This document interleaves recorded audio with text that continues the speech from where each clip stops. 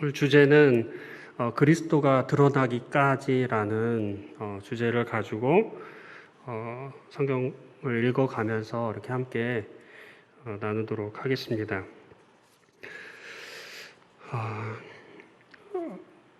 성도님들 혹시 성도님들이 가지고 계신 것 중에서 나는 이것이 너무 소중해 라고 이렇게 생각하는 것들이 있으시죠? 잠깐 한번 생각을 해보시면 좋을 것 같습니다. 내가 가장 소중하게 생각하는 게 무엇이지? 만약에 누군가 이렇게 질문을 한다면 어떻게 대답을 하시겠습니까? 아마 어떤 분들은 소중하게 생각하는 자동차, 집, 자녀, 물질, 이제 다양하게 나올 거예요. 새로 산 노트북, 핸드폰, 다양하겠죠. 유형적인 것일 수도 있고 무형적인 것들도 있을 것입니다. 사실 이렇게 늘상 해왔던 것을 이렇게 못하게 될 때 이것이 소중한 거였구나라고 아마 다들 요즘 시기를 겪으면서 다들 그런 생각을 하시리라 생각이 들어집니다. 우리가 일상을 누리고 있을 때 그 소중함을 잘 느끼지 못하지만 그러니까 신앙생활에서도 예배와 찬양, 성도 간의 교제, 전도 이런 것들을 이렇게 자유롭게 했을 때 그것이 얼마나 소중한지 알지 못합니다. 건강도 마찬가지죠. 건강할 때는 내가 보고 듣고 먹고 말하고 이런 것들이 소중하게 못 느끼다가 건강을 좀 이렇게 잃거나 그렇게 될 때 건강이 이렇게 소중한 거였구나 라고 우리가 알게 되는 거죠. 마찬가지로 우리가 이 세상의 것들에 이 시선을 사로잡혀서 내가 소유하고 있는 것이 믿음, 내 안에 그리스도가 계시다는 그 사실을 잊게 되는 경우가 사실은 있습니다. 그렇지만 주님은 항상 우리와 함께 계시고 늘상 우리 곁에 계셔서 우리를 지키시고 보호하시고 인도하신다는 사실을 우리가 알고 있습니다. 이 사실은 사실 변하지 않는다는 것이죠. 우리 믿는 그리스도인에게 코로나와 상관없이 소중하게 소유하고 있는 것이 있습니다. 어떤 그리스도인에게 물어봐도 자신 있게 얘기할 수 있는 예수 그리스도. 예수 그리스도가 우리에게 가장 소중한 것이죠. 우리가 무엇을 갖고 있는지 우리가 보이지 않지만 내 삶을 이렇게 지배하고 있고 내 안에 계시는 예수 그리스도를 생각해 보게 될 때 내가 가지고 있는 이 예수 그리스도가 얼마나 소중한지를 다시 한번 생각해 보게 됩니다. 우리가 계속해서 이제 수요 집회 때 히브리서를 묵상하고 있는데요. 히브리서 개요를 우리가 들었고 또 1장을 지나면서 히브리서가 어떠한 특징을 갖고 있는지 우리 성도님들이 잘 들으셨을 것이라 생각이 들어집니다. 히브리서는 그 1세기 성도들의 이 핍박에 대해서 핍박받는 그 히브리 성도들이 유대교로 다시 돌아가고자 하는 그런 마음들을 이렇게 갖고 있을 때 히브리서 기자가 기록한 그런 서신입니다.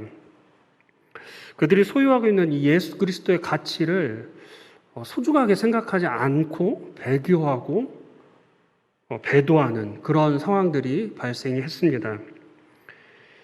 그러니까 유대교에서 다시 그리스도를 믿는다는 그것 자체가 상당한 부담이었고 유대교에서 예수 그리스도를 구주와 주님으로 믿는다는 것 그 자체가 사실 엄청난 부담으로 다가왔고 그것이 핍박의 그런 요소였던 것 같습니다.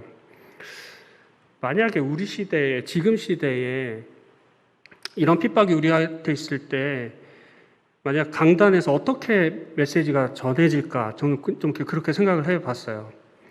성도님들에게 우리가 이 시간을 잘 넘겨야 합니다. 힘내십시오. 조금만 견디면 됩니다. 아마 강단에서 이렇게 격려하는, 위로하는, 우리의 마음을 안정시키는 그런 메시지가 아마 증거될 것이라 생각이 되어져요. 그런데 저희 물론 히브리서가 어렵더라고요. 저도 말씀 준비하면서 와 진짜 이렇게 어려운 서신이 있었나 싶을 정도로 어려웠는데, 근데 한번 쭉 읽어보니까 히브리서 기자는 이 배교하고 이 핍박받고 고통받고 있는 이 히브리 성도들에게 그렇게 위로의 말이라기보다는 부드럽게 이야기하지 않아요. 이 뉘앙스나 톤이 되게 강렬합니다. 이렇게 하지 말아라. 우리가 1장에서 우리가 말씀을 들으셨겠지만 선지자보다 더 위대하신 그리스도가 있다. 천사들보다 더 위대하신 그리스도가 있다. 그 2장 1절에서 4절에서 경고하잖아요. 우리가 받은 구원을 등한히 여기지 말아라. 이런 강력한 메시지를 히브리 성도들에게 하는 걸 보면서 좀 놀라웠습니다. 구원받은 이 구원이 우리가 얼마나 소중하고 위대한지, 우리에게 이 구원을 주시는 분이 누구신지, 또 그 구원을 이루시는 하나님의 아들 예수 그리스도가 어떠하신 분인지를 이 히브리서를 통해서 히브리서 기자는 증거하고 있습니다. 히브리서 2장 5절을 보면은요, 하나님이 우리가 말하는 바 장차 올 세상을 천사들에게 복종하게 하심이 아니니라. 그러니까 2장 2절을 보면은 이제 천사들을 통해 하신 말씀이 견고하게 되어, 그러니까 유대인들이 가지고 있었던 이 생각들은 천사들이 하나님의 말씀을 전달하는 일에서 중요한 일들에 이렇게 참여하고 있기 때문에 장차 올 세상은 천사들이 다스릴 수도 있겠다라는 그런 생각을 갖고 있었던 것 같습니다. 그러나 히브리서 기자는 장차 올 세상은 천사들이 통치하는 것이 아니다라고 이야기하고 있습니다. 그러면 이 장차 올 세상, 그 세상이 어떤 세상인지 우리 성도님들 잘 알고 계실 것이라 생각이 들어집니다. 그 시대를 여는 하나님의 아들 예수님에 대한 칭호가 2장 10절에 있습니다. 그러니까 제가 지금 말씀을 읽고 설명하는 식으로 이렇게 가도록 하겠습니다. 2장 10절에 보면, 그러므로 만물이 그를 위하고 또한 그로 말미암은 이가 많은 아들들을 이끌어 영광에 들어가게 하시는 일에 그들의 구원의 창시자를 고난을 통하여 온전하게 하심이 합당하도다. 2장 10절을 보니까요, 이 구원의 창시자에 대해서 예수님을 소개하고 있습니다. 예수님의 칭호가 나타나는 거죠. 신약에서 이렇게 예수님을 이렇게 표현하게 될 때 주라고, 주님, 주 이렇게 표현을 하는데, 여기서 그러니까 그 신약에 나온 주님 이렇게 표현할 때 헬라어로 퀴리오스라고 합니다. 그냥 주인 거죠. 근데 히브리서에 나온 2장 10절에 나온 구원의 창시자의 이 창시자라고 쓰인 헬라어는 아르케고스라고 합니다. 그냥 한국말로 표현하면 창시자, 개척자, 저자, 작가 이런 의미로 사용한 거죠. 그러니까 주님을 좀 다르게 표현을 했습니다. 개척자라고 우리가 이제 정의를 만약에 하게 될 때, 히말라야에는 14개의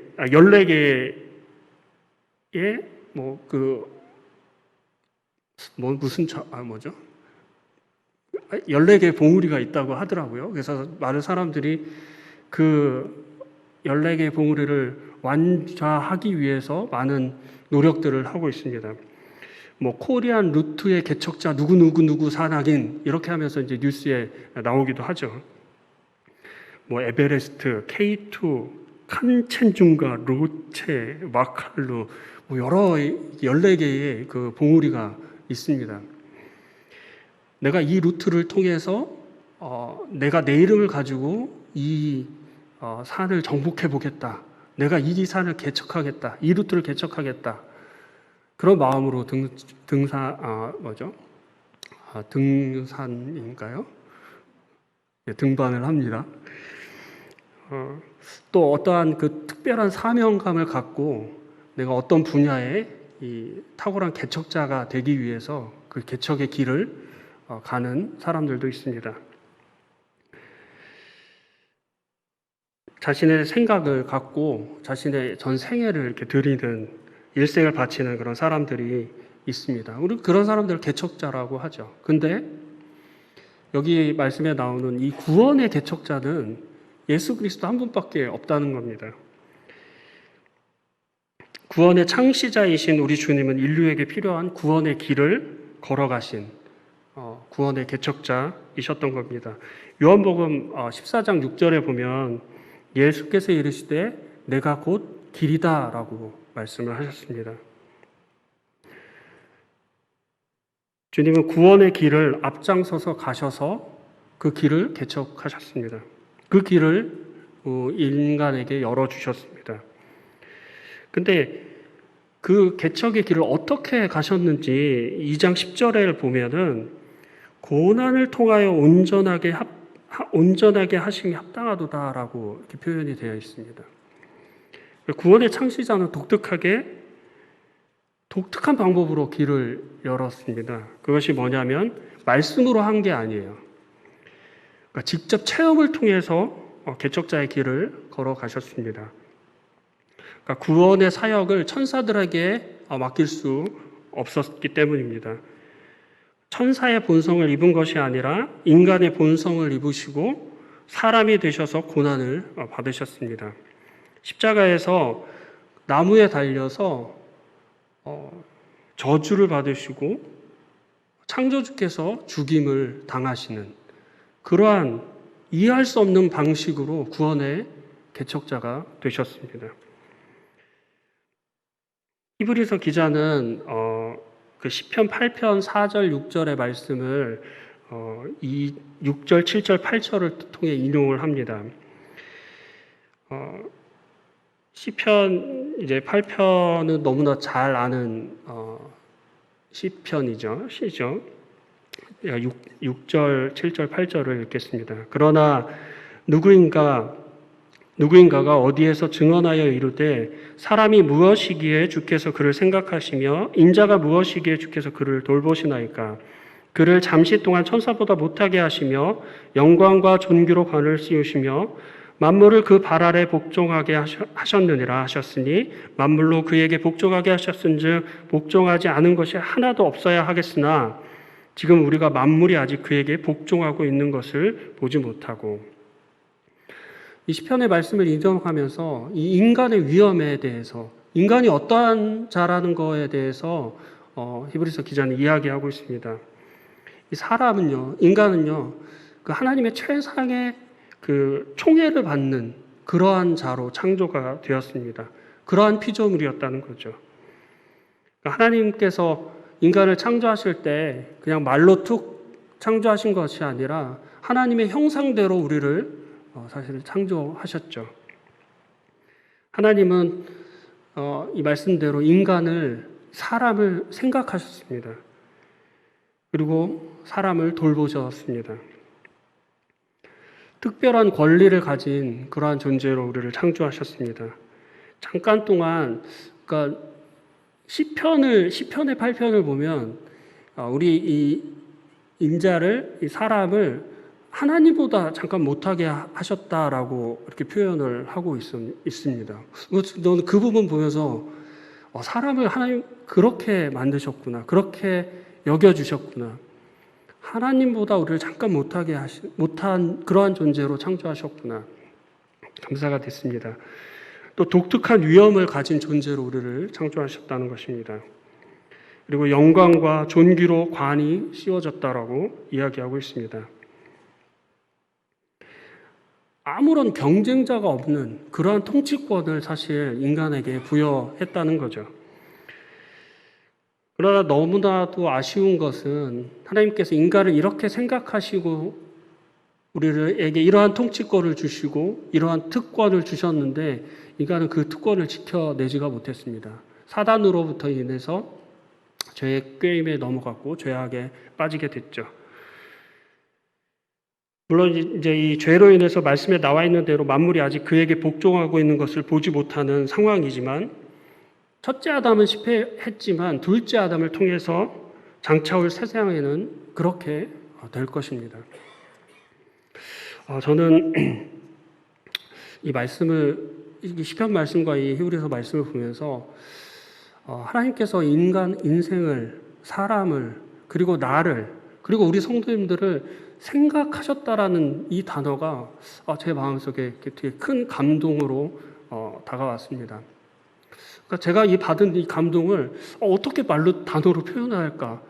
어떻게 뭐 좀 쓰고 싶은데 그 단어가 생각이 안 나는 거예요.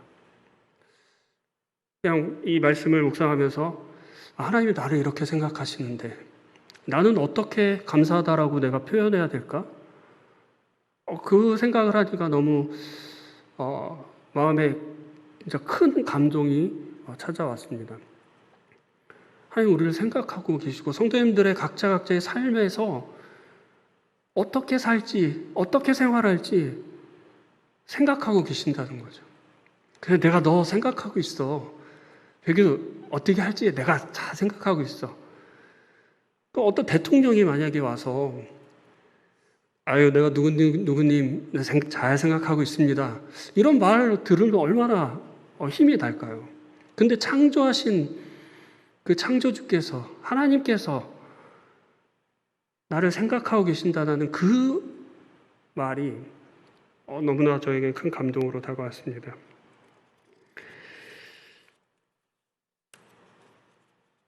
이 장 9절을 보면요.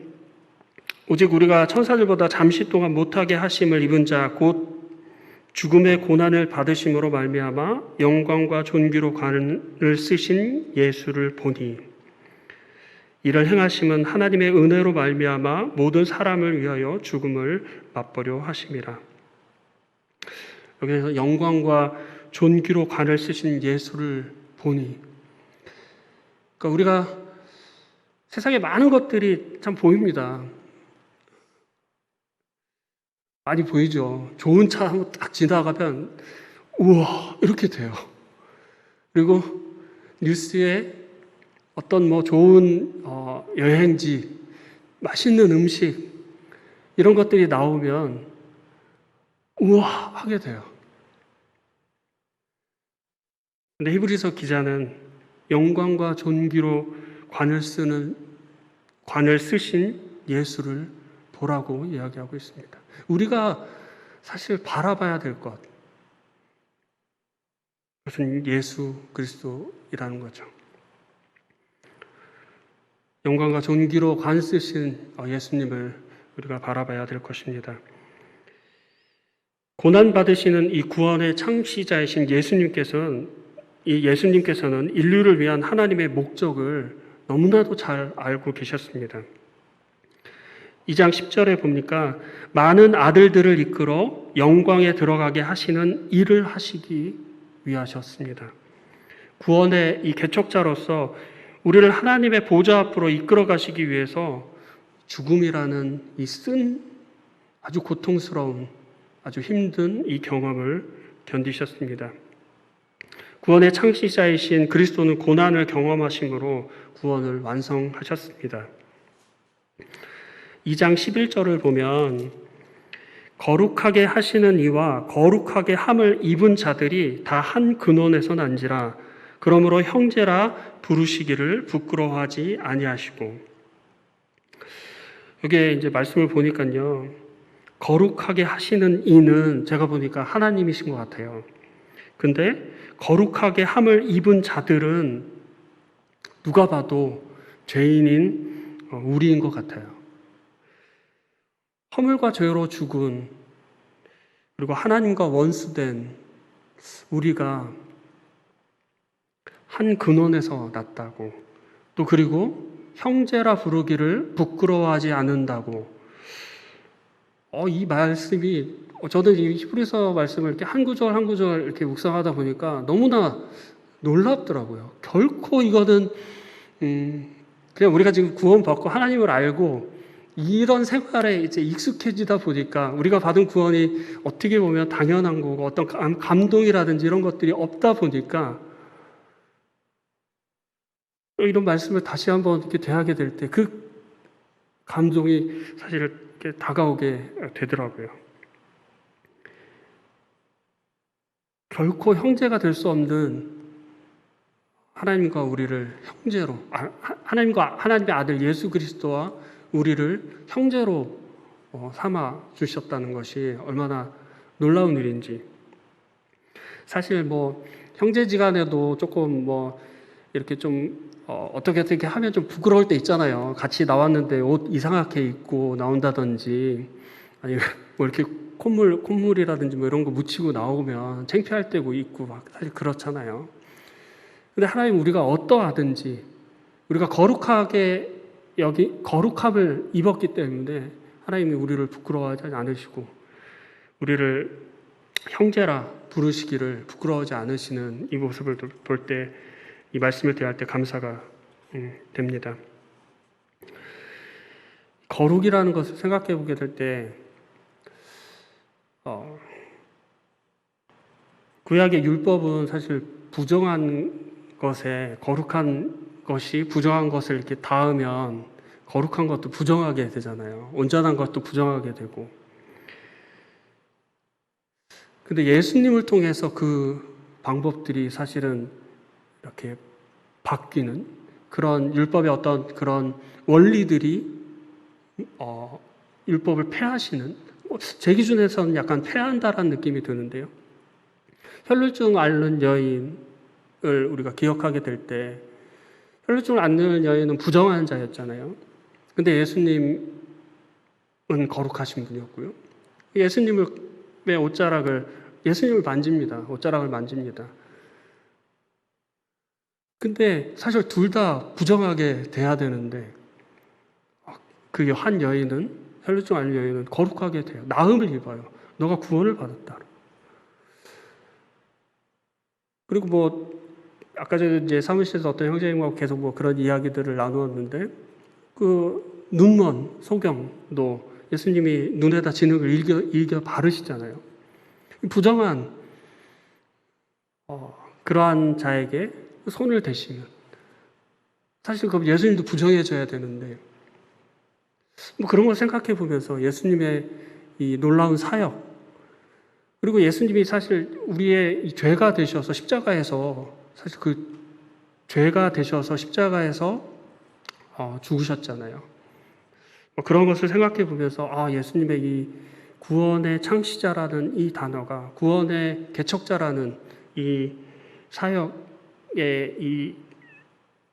사역을 하신 이 예수님을 기억하게 될 때 너무나 감사가 됐습니다. 사실은 에덴에서 이 범죄에서 우리 인생에게 사망이 찾아왔습니다. 사망의 권세는 우리 성도님들 다 아시듯이 마귀에게, 사단에게 있습니다. 사단은 죽음의 문제를 가지고 우리 인생을 겁박합니다. 협박합니다. 우리가 잘 쓰던 무시무시한 말, 죽을 줄 알아. 너 이렇게 하면 죽을 줄 알아. 그 말이 무섭습니다, 사실은. 왜냐하면 죽는 게 무섭기 때문에 그렇죠. 근데 사실 이 인생은 이 죽음의 문제를 결코 해결할 수가 없습니다. 해결할 능력도 없고 이 죽음을 사실은 피해 다녀야만 하죠. 근데 결국에는 죽습니다. 아담 안에서 태어난 모든 사람은 이 죽음의 문제를 해결해야만 한다는 것입니다. 죄의 결과이기 때문이죠. 죄의 결과는 죽음입니다. 죽음의 결과의 그 끝판왕이 뭘까요? 시체. 그죠? 사실 저희도 사실 허물과 죄로 죽어 있었기 때문에 사실 뭐 시체나 뭐 다름이 없는데, 사실 저는 뭐 이렇게 시체를 보지는 못했지만, 더럽고 냄새나고 가까이 가기 싫은 그러한 것이죠. 근데 누가복음에 보니까 나인성 과부의 아들을 예수님이 고치십니다. 그 관에다 손을 대니까 그 아들이 일어나죠. 다시 살아나죠. 저는 이런 모습들을 보면서 예수님과 이 죽음과 이 사단의 권세와, 물론 이제 싸움거리는 되지도 않지만 계속해서 예수님의 이 사역 가운데 계속 그러한 생명과 사망이 계속해서 싸우고 있는, 죽음과 싸우고 계시는 예수님의 이 모습들을 사실은 그러니까 좀 저만의 뭐 느낌이겠지만 느껴지더라고요. 예수님이 어떻게 죽을 것인가, 이 사망에게 어쩔 수 없이 죽으셔야 하는 거잖아요. 구원의 이 대척자로서의 이 하나님으로부터 받은 이 뜻을 이루어드리기 위해서 죽기 싫지만 죽으셔야 하는 그 공생애 동안에 그런 모습들이 나타나는 것을 보면서 하나님께서 아들을 통해서 하신 그 놀라운 사역이 얼마나 놀라운지를 또 이렇게 생각해 보게 됐습니다. 우리 주님은 십자가에서 다 이루었다 하셨습니다. 생명의 값이 지불되었다는 거죠. 죄의 값이 지불되었고 보혈의 공로를 입은 자는 은혜를 입은 자들은 죄의 정죄와 죽음 때문에 그런 문제에서 이제 해결되었다라는 것을 이야기하고 있습니다. 더 이상 정죄받지 않는다라고 예수님은 선언하신 것입니다.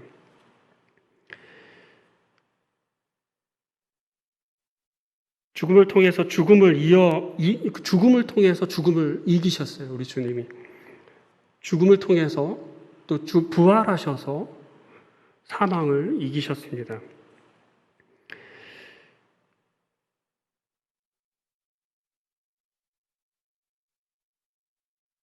2장 14절 15절을 보면 자녀들은 혈과 육에 속하였음에 그도 또한 같은 모양으로 혈과 육을 함께 지니심은 죽음을 통하여 죽음의 세력을 잡은 자 곧 마귀를 멸하시며 또 죽기를 무서워함으로 평생에 매어 종노릇하는 모든 자들을 놓아주려 하심이니.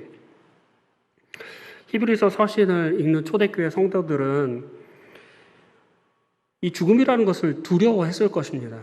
그냥 살아가도 죽는데 내가 그리스도를 믿었다는 그 이유만으로 이 죽음이 나에게 더 빨리 다가올 거라는 그 두려움이 사실은 있었을 것입니다. 나랑 같이 믿었던 성도가 배교를 하고 또 어떤 성도는 자신의 신앙을 지키기 위해서 죽음을 선택하고 죽어가고 그런 것을 보면서 사실은 두려웠을 것입니다.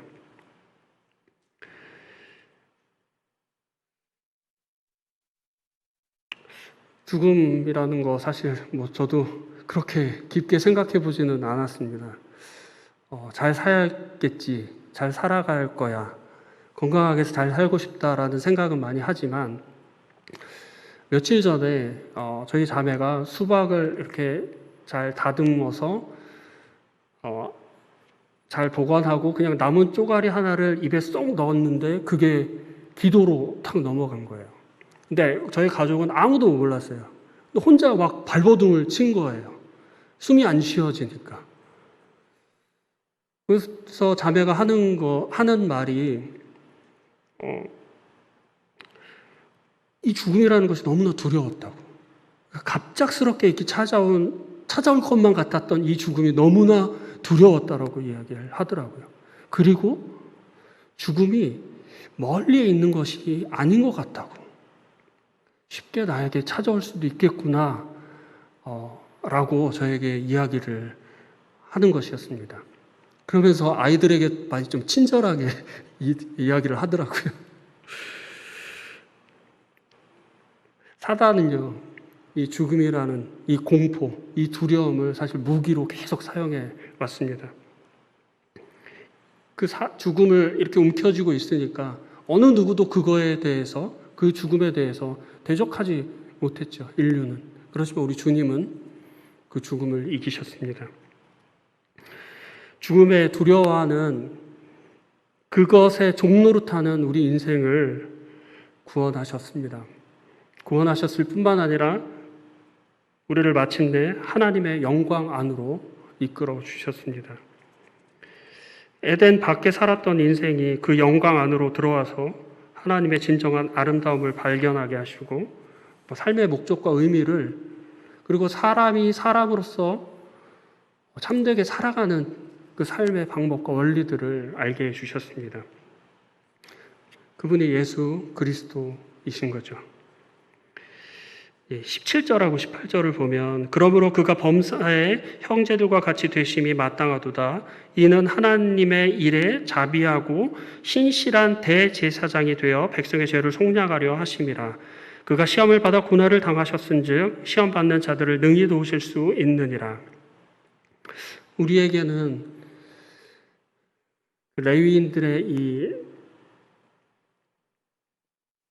레위인들이 가지고 있었던 그런 제사장이 아니라 자비롭고 충성스러운 대제사장이 있다는 것을 히브리서 기자는 우리에게 이야기하고 있습니다.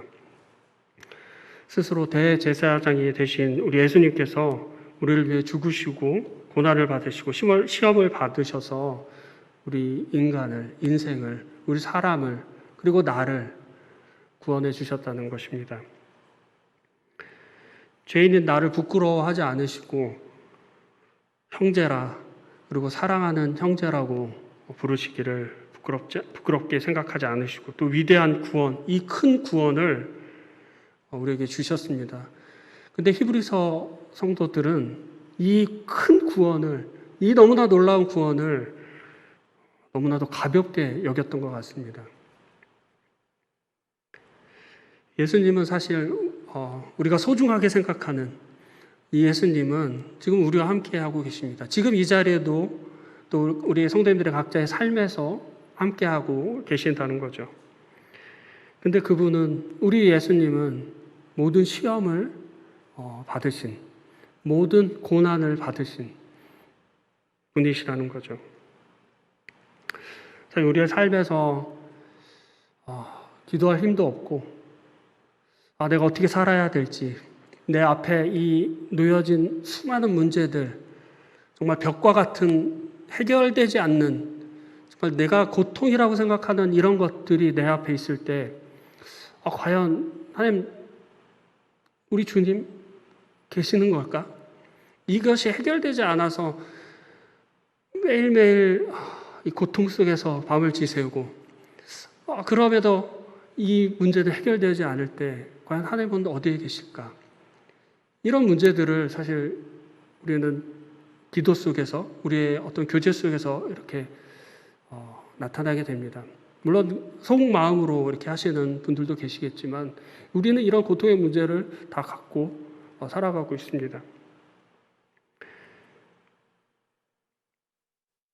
이런 어려운 상황에서 사실 지금 코로나 상황이 어렵죠. 다들 성도님들 삶이 어렵죠. 하나님 어떻게 왜 이렇게 우리에게 이런 걸 허락하셨나? 왜 우리가 이런 고통을 겪어야 하지? 이런 불평이 있을 수 있겠죠. 그러나 그런 삶의 이 자리에 있을 때 예수님 우리에게 말씀하셨습니다. 우리가 사실은 기억을 못하는 것 뿐이더라고요. 예수님 사실 십자가에서 다 이루었다 하셨잖아요. 근데 그 다 이루었다가 사실은 우리의 죄의 모든 것을 해결했다, 지불했다, 이런 의미일 수도 있겠지만 그걸 다시 좀 생각을 해보게 됐습니다. 그 다 이루었다라는 그 말이 끝났다라는 거잖아요. 모든 것이 다 끝났다. 그 말을 다시 또 생각해 보면 내가 너를 책임져줄게. 저는 그렇게 좀 생각이 들어졌습니다. 내가 예수님을 믿고 따르는 것. 그러면 너의 삶에서 너를 책임져 줄게.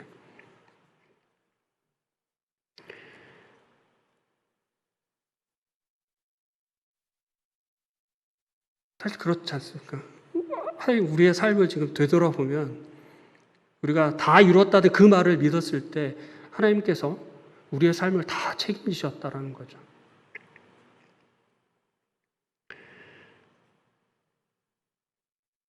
우리 주님은 우리가 이런 불평을 하고 이런 힘든 삶을 그냥 꾸역꾸역 살아갈 때 너 이 정도밖에 안 돼?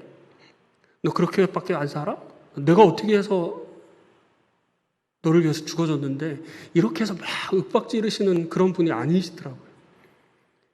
우리가 말씀에 읽은 대로 자비하고 신실한 대제사장이 되어 우리를 이끌어 주십니다. 너무나 친절하게 우리의 삶을 안내해 주시고 인도해 주시는 분이시라는 거죠.